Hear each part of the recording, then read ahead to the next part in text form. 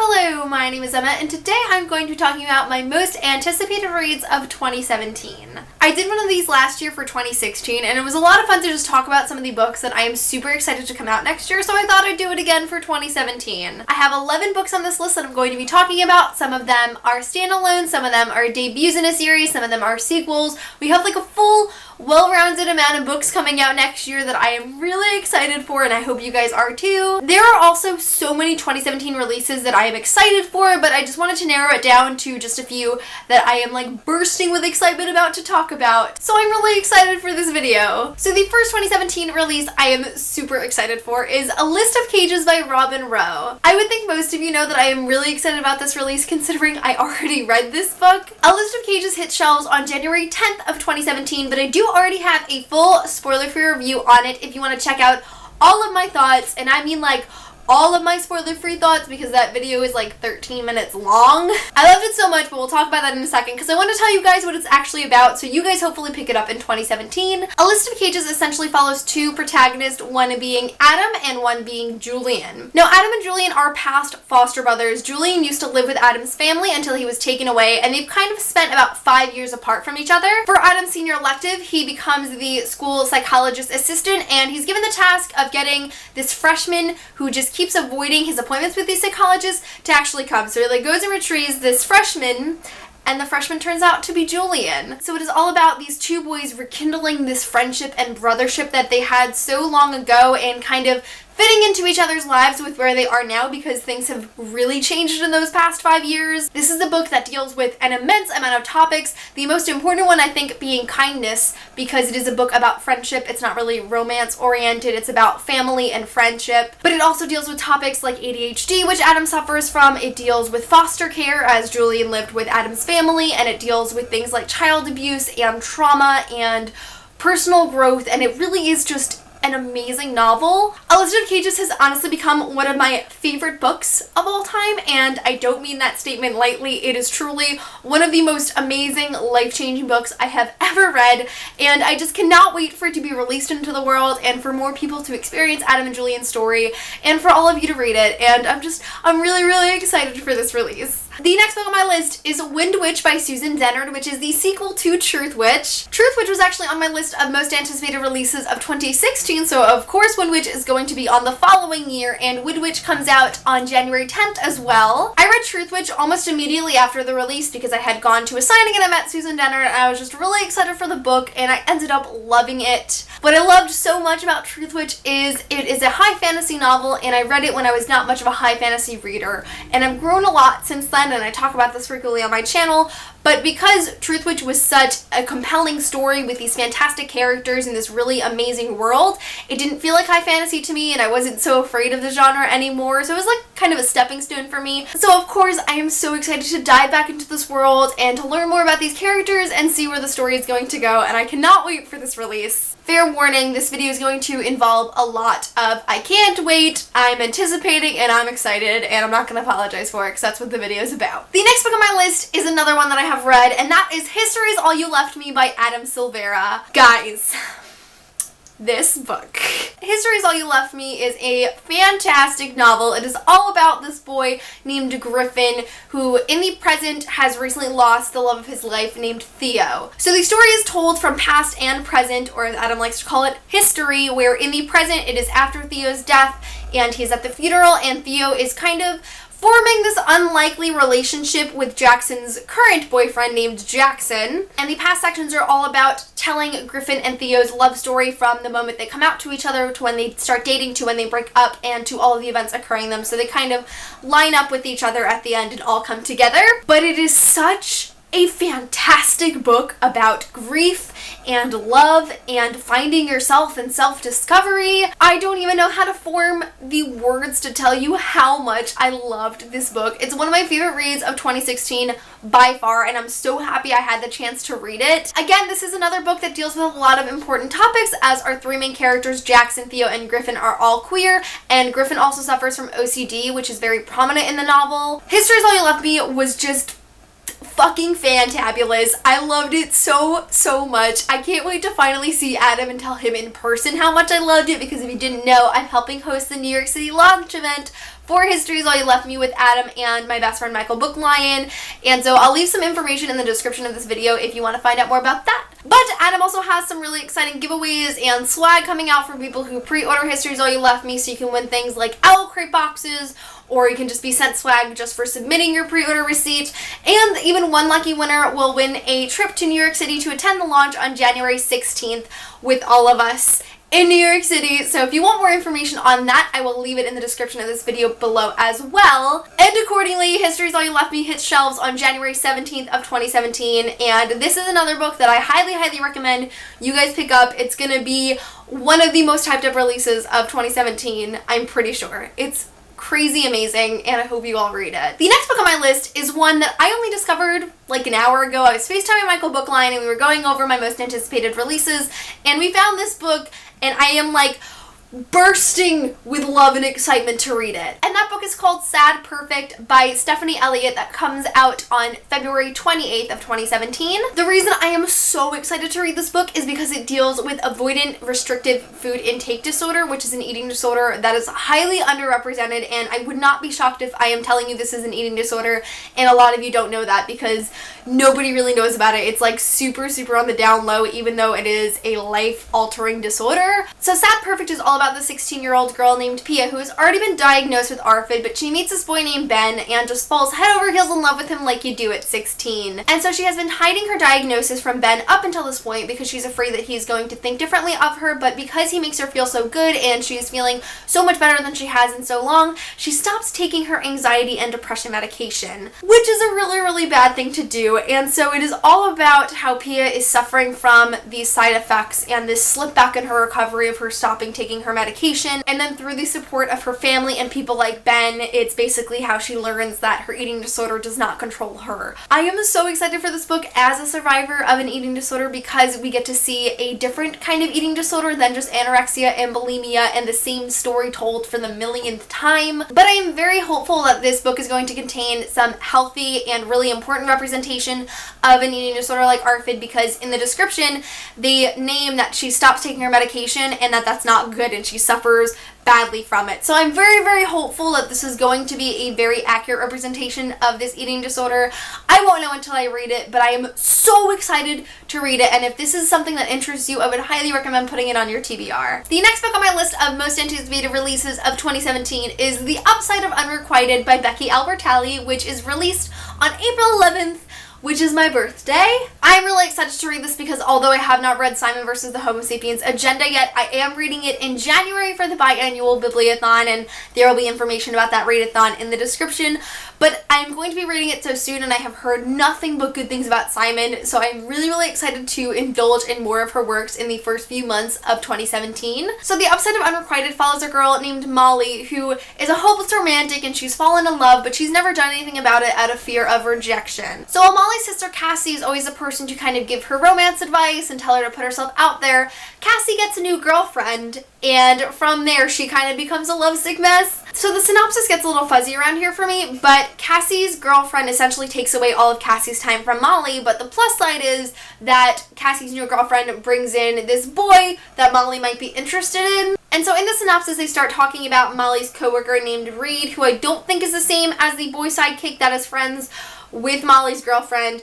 But essentially, he's chubby and he's a Tolkien fan, and Molly doesn't think that she could fall for him, but she might. I'm not sure if I'm doing a good job rounding up the synopsis, because truthfully I don't fully understand it, but I'm still really excited to read it. One thing I am also really excited about is to see some underrepresented body types. As we already said, Reed is chubby and Molly considers herself to be fat, and as I know that Becky Albertalli is really into body positivity and self-acceptance, I'm just really excited to see those themes expressed in the book.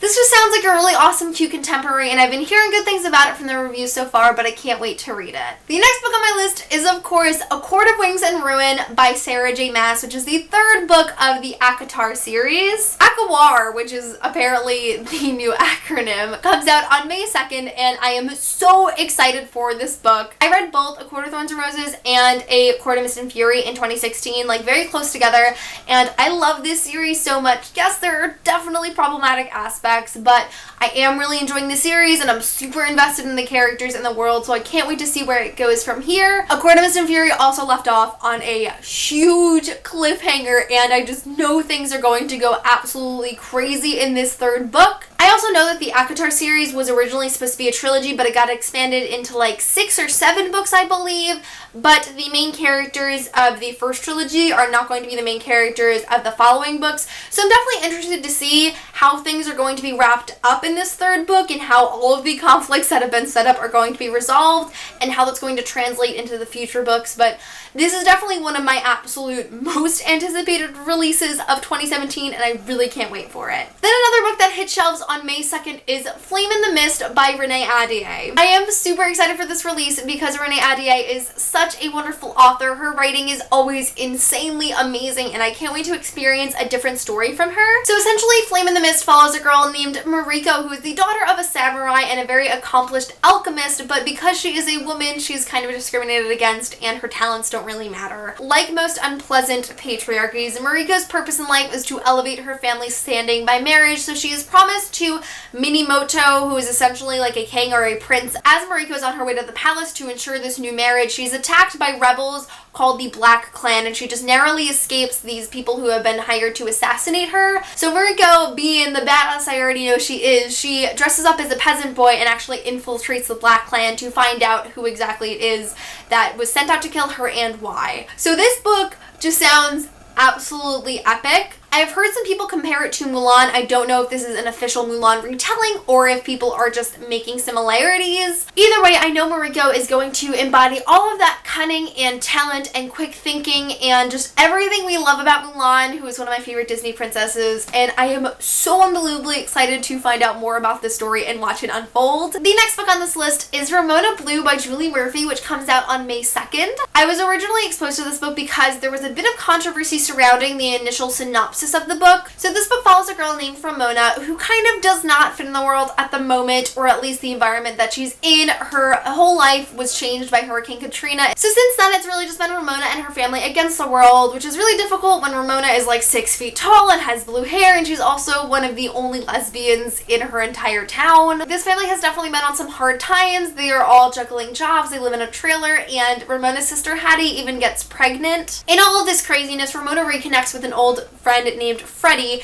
and because he provides this great distraction from her and he's kind of a breath of fresh air in all of the craziness of her life, she starts to develop more serious feelings from him and has to kind of question, is she really the person she's always thought she's been? So from that synopsis, I understand why so many people were afraid that this was going to be a story about a lesbian who is turned straight by the perfect guy. What I think this book is going to be about is, especially because Julie Murphy herself identifies as bisexual, this is not going to be a story about a lesbian who is turned straight by a man. I think it is going to be a story about self-discovery and finding out that this girl who believed for all of her life that she was a lesbian realizes that that might not be the case and she might be a different person than she always expected herself to be. Bisexual representation is super minimal in the media right now, and we really need books like this. We need books that represent that you can discover things about yourself later in life based on your experiences. And so while I understand that the synopsis may have not been worded in the most sensitive way and it may have hurt people, I think that this is going to be a book that highlights a lot of important themes. I mean, we were talking about how they were struggling from the after effects of Hurricane Katrina and struggling with money and living in a trailer, and her sister gets pregnant, which I'm assuming is going to mean like teenage pregnancy. And of course, we were discussing the topic of sexuality, and I think the most important theme this book talks about is sexuality is fluid. It's not concrete. You don't have to go through life identifying as the same thing you have always identified with. So I think this book is going to be really important. I'm super interested to read it. I am definitely going to be keeping an eye out for reviews once this book is out into the world more, but I am most definitely interested to see what this book holds. The next book on my list of most anticipated reads of 2017 is going to be what you all expected is Lord of Shadows by Cassandra Clare. You know that this is my most anticipated read of 2017, right? Lord of Shadows is the second book in the Dark Artifices series and the sequel to Lady Midnight, which I loved more than anything in this world, and I am so excited I get to delve back into another Shadowhunter book. It's so weird for me to think that this is the third novel, like actual Shadowhunter novel, not novellas, that I have been waiting on from Cassandra Clare since I became a fan back in 2013, and it's just every single time she releases a new book, book, it's just more and more excitement. I recently interviewed Cassie, which was really, really exciting. So if you want to see that video, I will link it below. But we got to talking a little bit of Lord of Shadows, and she had discussed how there is a plot twist at the very end of Lord of Shadows that we're all going to die over, and she herself was nervous writing it. So I don't know if I'm necessarily prepared to read this book, but I am so excited. I cannot wait to see where this story goes, and I just can't wait to see Cassie grow as a writer, and I am just... I'm so excited, guys. I don't think I need to spend 10 minutes talking about that one like some other books, because I talk about Cassandra Clare's books every 10 minutes on my channel. So you already know I'm excited. The next book on my list is going to be Our Dark Duet by Victoria Schwab, which is the sequel to This Savage Song. Our Dark Duet is the concluding book in this duology of the Monster Severity, and I am crazy excited for this book. This Savage Song is another one that just left me dying over the ending, and I'm really, really excited to see how the story closes up. Victoria Schwab is honestly such a talented writer, and she is so good at the types of stories she writes, and so I know that Our Dark Duet is going to satisfy me. I am really, really excited to read it, and I'm kind of upset that it's only a duology because I feel like this world is so expansive and there are so many different stories that can be told. But I love the characters so much, I love the world, and I really, really cannot wait to see what happens. Our Dark Duet hits shelves on June 13th of 2017, and I am so excited. And the final book on my most anticipated releases of 2017 is They Both Die at the End by Adam Silvera. Yep, we get 2 Adam Silvera books in this span of a year. I'm pumped. I hope you are. They Both Die at the End is scheduled to come out September 5th of 2017, so it is later in the year, but I have been anticipating this book for over a year now. So I'm really, really ready. So if you have read More Happy Than Not by Adam Silvera, which I would highly, highly recommend, I feel like They Both Die at the End is kind of a combination of More Happy Than Not and his upcoming release, Histories, All You Left Me. They Both Die at the End takes place in a near future New York City where these 2 boys named Mateo and Rufus meet on the Last Friend app. Essentially, there's this organization that through science and through research, they have been able to kind of calculate the exact day and time you are going to die. And so people from this organization basically call you up on like the day before you die, and they're like, hi, just wanted to let you know you have 24 hours before you die, so please use this time to set your affairs in order and stuff. Adam did a much better job at explaining that synopsis in our interview, so I'll link that below. But basically, people call you and tell you when you're gonna die, and then the Last Friend app is an app on your cell phone where you can use it to interact with people who are also approaching their end day, and you can do different things and whatnot. And so Mateo and Rufus meet on the Last Friend app, and they basically spend their last end day together. I just think the premise of this book is so cool. I'm really interested to know if they're both going to die at the end. I'm gonna say they are because Adam's a heartbreaker when it comes to books, and I know he's just gonna rip our hearts out again for the 3rd time, but I'm really, really excited for They Both Die at the End, and I hope you guys are putting that book on your TBR as well. So that is really it for my most anticipated releases of 2017. Like I said, there are many, many, many more on here that I want to read in 2017 that are coming out in 2017. I am just anticipating a really, really great reading year, and I know that these 11 books are going to make it that way. Let me know in the comments of this video what are some of your most anticipated releases of 2017, because maybe I can add them to my TBR. But that's it for this video. Thank you guys so much for watching, and I will see you soon for a new video. Bye!